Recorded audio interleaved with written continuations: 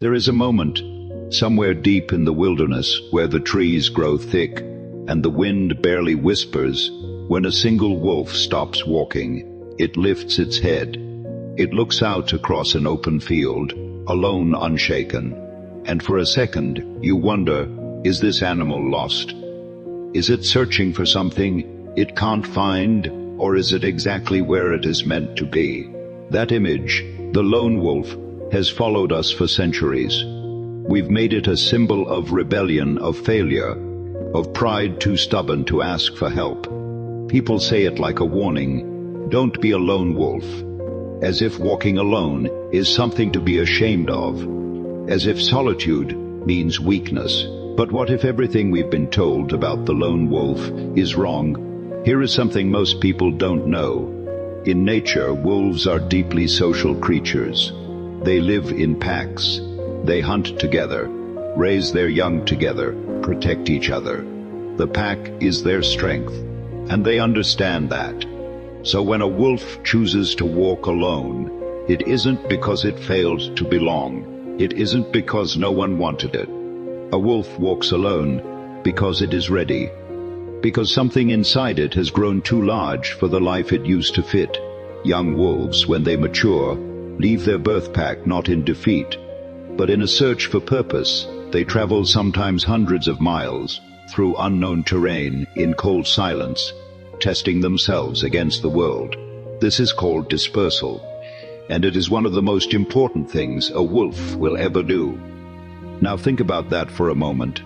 The wolf doesn't leave the pack because it hates the pack. It leaves because staying would mean standing still. And wolves, real wolves, were never built to stand still. This is the part where nature becomes a mirror, because so many of us have felt this exact feeling, that quiet restlessness when the life you are living doesn't quite fit the person you are becoming. That sense that the crowd around you is moving in one direction and something deep inside you is pulling you somewhere else entirely. You look around and everyone seems comfortable. Everyone seems certain. And you are sitting in the middle of it all, feeling more alone than ever. Not because no one is there, but because no one seems to understand the thing that is burning inside you. That is not failure. That is growth. That is your inner wolf beginning to move. Walking alone is not the same as being lonely. This is the distinction that the world gets wrong over and over again. Loneliness is an ache, a hole in the chest where connection should be. But solitude, chosen solitude, is something entirely different. It is a sharpening. It is the quiet space where you hear yourself think for the first time in years. When you remove the noise of other people's expectations, other people's timelines, other people's definitions of success, something remarkable happens. You start to hear your own voice again. The lone wolf is not someone who has given up on connection. It is someone who refuses to give up on themselves. It is someone who understands that not every relationship deserves your loyalty. Not every crowd deserves your presence, and not every room was built for the kind of energy you carry.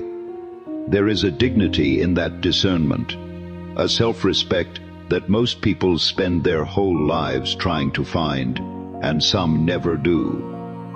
Think about the wolves who changed history, not in the wild, but in the story of human progress.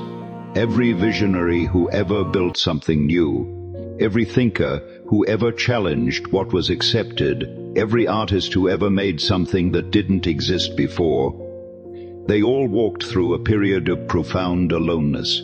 Not because they were rejected, but because the path they were walking hadn't been made yet. You can't follow a crowd to a destination that no one has ever reached. At some point, the pioneers always walk alone. And this is where the philosophy deepens, because the lone wolf doesn't just survive its solitude, it uses it. Every mile traveled alone builds something inside that no comfort zone ever could. Resilience, clarity, a bone-deep knowing of what you are made of. The wolf that survives winter alone that hunts without backup, that navigates unfamiliar ground by instinct and will, that wolf returns to a pack, one day not as a follower, but as a leader, changed, forged, more fully itself than it ever was before. You see, solitude is not the end of the story. It is the crucible in the middle of it. The fire that burns away everything that was never really you. The false confidence, the borrowed opinions, the identity you built to please people who weren't paying attention anyway. What remains after that burning is something honest, something unshakable, something that no longer needs the approval of a room to know its own worth. This is the real truth about the lone wolf mindset. It isn't about arrogance. It isn't about isolation as a lifestyle. It isn't about being too proud to ask for help. It is about the courage to become, to step into the unknown version of yourself, and trust that you are enough to survive the crossing. It is about choosing depth over noise, meaning over comfort, growth over the warm illusion of standing still. The world will tell you to find your pack, and maybe one day you will, maybe you already have. But there will always be stretches of road that only you can walk, decisions that only you can make, nights so dark and so silent that even the people who love you most cannot follow you into them. And in those moments, the question is not how quickly you can return to the familiar. The question is whether you have the strength to keep moving forward anyway. So the next time you find yourself walking alone through a season no one else seems to understand, through a version of your life that hasn't fully arrived yet, remember the wolf on the hill, not lost, not broken, not waiting to be rescued, just moving, quietly, powerfully, and with a certainty that doesn't need to be explained to anyone. The lone wolf doesn't walk alone because it has nowhere to go. It walks alone because it knows exactly where it is going. And it understands that some roads can only be walked one set of paws at a time, and that, in the end, is not a tragedy. That is the beginning of everything.